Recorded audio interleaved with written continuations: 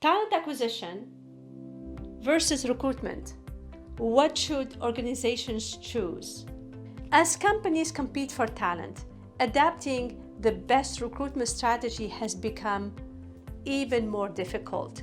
But let's face it, the best candidates do not just fall on your lap, and you sometimes need to go the extra mile to create a pool of qualified applicants. This can be due to talent shortage, lack of skills, tight market competition, or combination of all the above. According to a 2020 study by the market research firm Gartner, only 26% of US employees were actively looking for a new job during the survey period, while 39% were open to the idea of a new career opportunity but were not actively searching.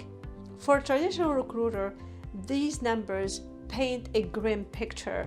Thankfully, the hiring industry has witnessed recruitment transform into a specialized field that is no longer limited to looking for potential candidates and onboarding the best ones from the pack.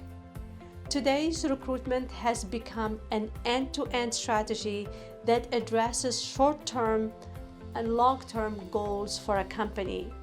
The most dominant trend is that the rise of talent acquisition. But even traditional hiring managers have a hard time distinguishing between talent acquisition and recruitment. Although both roles share the same end goal of finding the right candidates for their respective companies, they have distinct responsibilities that make them far different from each other. Knowing these differences may just be your key to unlocking the wealth of opportunities for your talent acquisition efforts. Let's find out the differences between talent acquisition and recruitment in detail.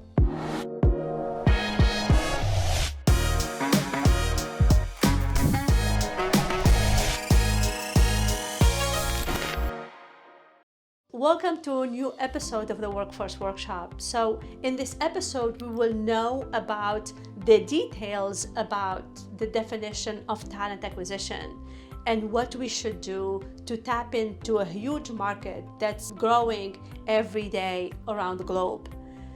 Talent acquisition is a strategic way to find and build a pipeline of skilled individuals who can fill existing and future roles. It is an ongoing process that anticipates the need of a company for specialized roles as part of long-term strategy. Typically, the hiring manager spurs interest in the position, actively looks for skilled but passive professionals through alternative platforms such as social media, messaging, and emails, and builds engagement from there until a pool of qualified candidates is in place. The main focus of talent acquisition lies not in the educational background of the individual, but the talent they possess.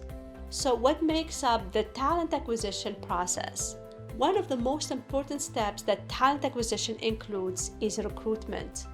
Other than that, there are a few additional things that makes up an ideal talent acquisition process. First, talent acquisition planning. This involves brainstorming and coming up with an effective strategy that helps an organization to ensure everything is planned or not. It takes into consideration the market trends, global consideration, labor laws, budget, etc. The second one, the workforce augmentation.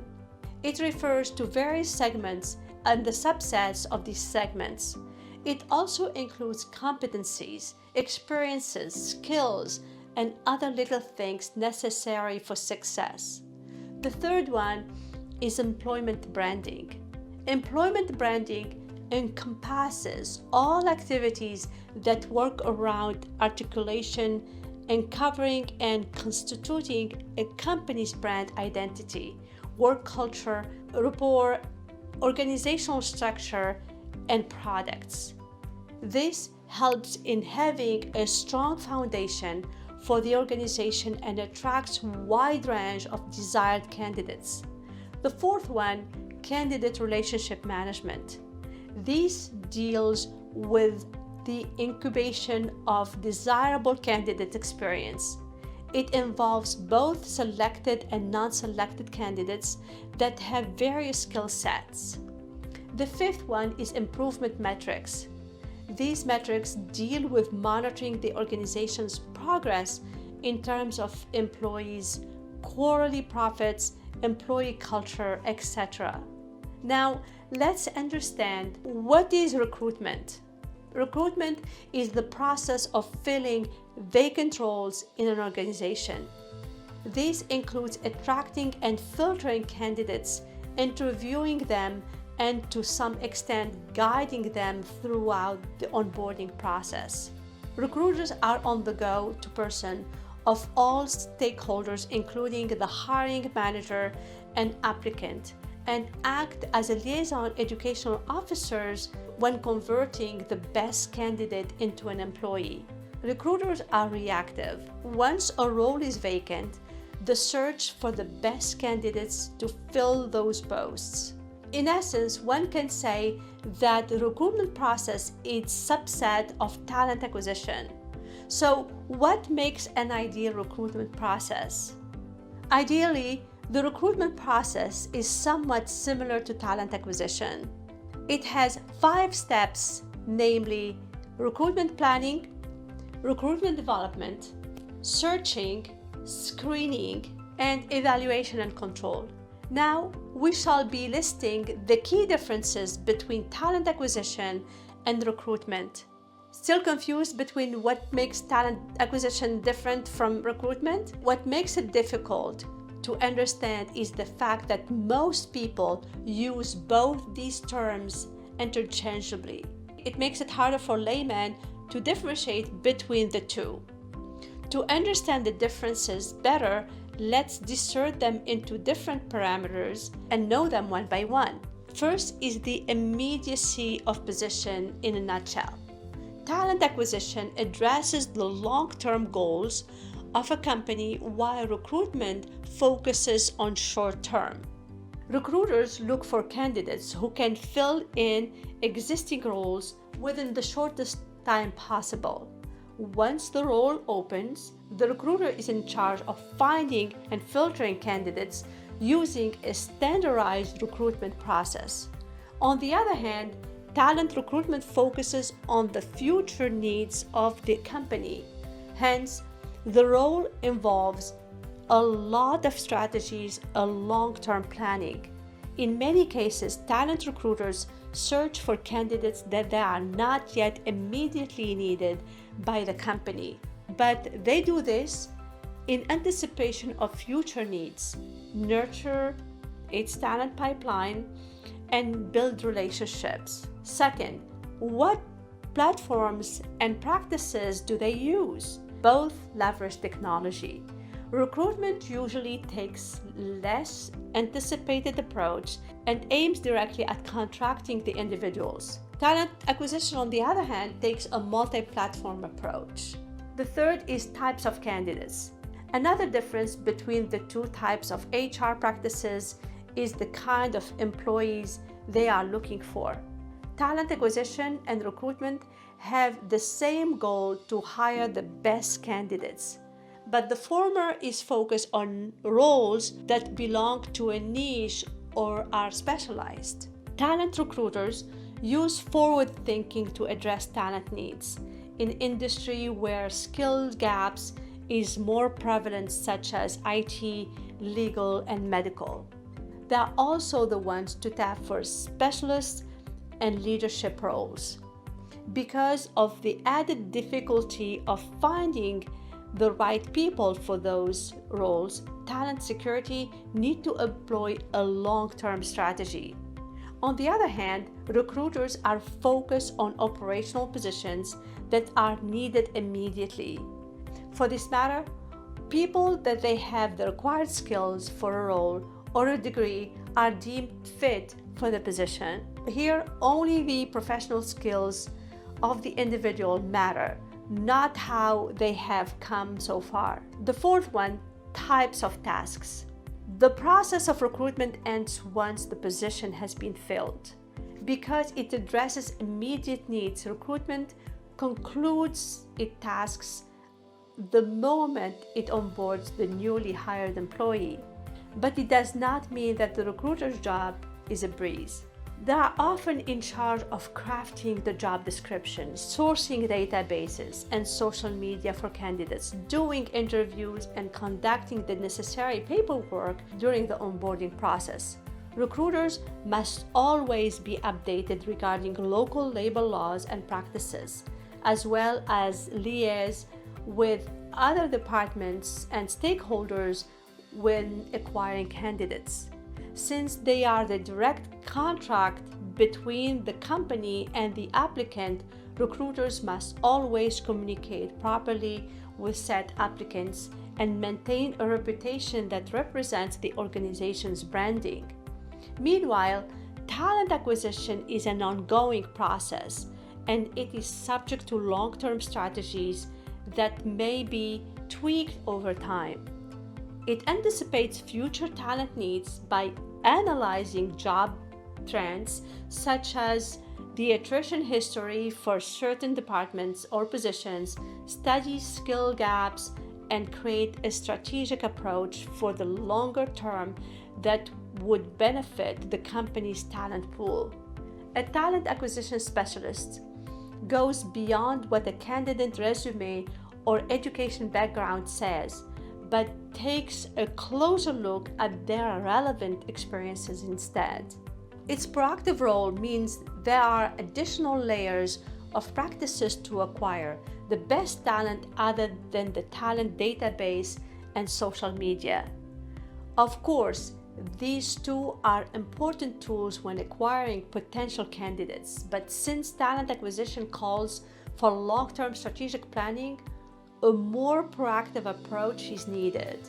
Talent acquisition specialists attend networking events to connect with industry players and build external relationships.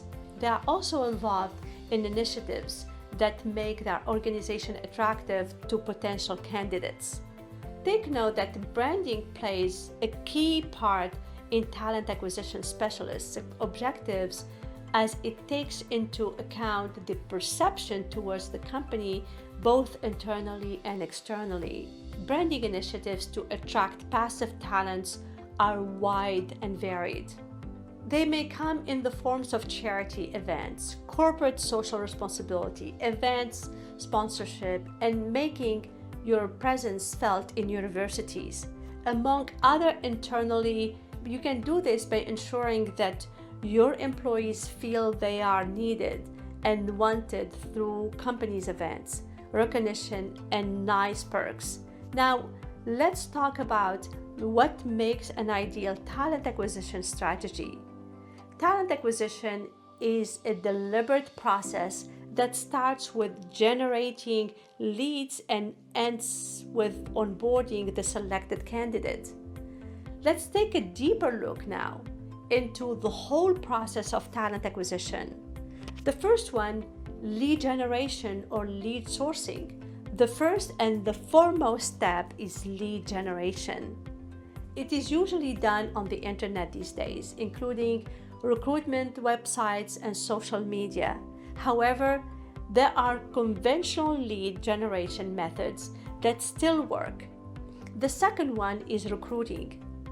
In this step, the HR shortlists the preferred resumes and send them an invitation email or letter for the screening process. The third one is talent screening. Now, the HR managers, along with a panel, interview the shortlisted candidates. It is followed by an assessment of these candidates and making the final decision. Fourth, reference checking. This step involves rechecking the references provided by the candidates. This will reveal how many of them are genuine. The fifth one is onboarding. This is the final step that involves the final selection of the candidates. The HRs usually send confirmation email And after completing all of the onboarding formalities, the individuals are welcome to join the office. With the process discussed briefly, let's take a look at the best practices followed by talent acquisition. The next important aspect is best practices in talent acquisition. Now that you know the difference between talent acquisition and recruitment, as well as the factors to determine which of these two suit your needs, the next step is to put these learning into practice. Here are practical ways to establish your organization's talent acquisition or improve existing ones. The first one, take exit interviews seriously. Talent acquisition is not only about attracting new hires, but also taking care of current employees. One way to do this is by knowing their sentiments. A good recruiter knows that exit interviews are more than just a step to formalize the offboarding process. Rather, it is a venue where you can ask departing employee why they are quitting and use the information to improve the company's processes where issues are raised. The second one, know the trends. One key factor that a talent acquisition specialist or recruiter must possess to gain an edge is foresight. This is not some guesswork or a faith-based approach, but a data-driven process to anticipate needs in the future.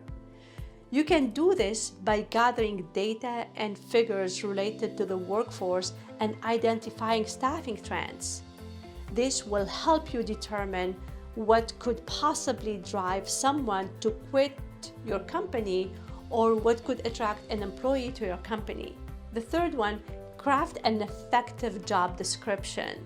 Some traditional recruiters do not put a premium on a job description, which they may often see as another step in the entire acquisition process.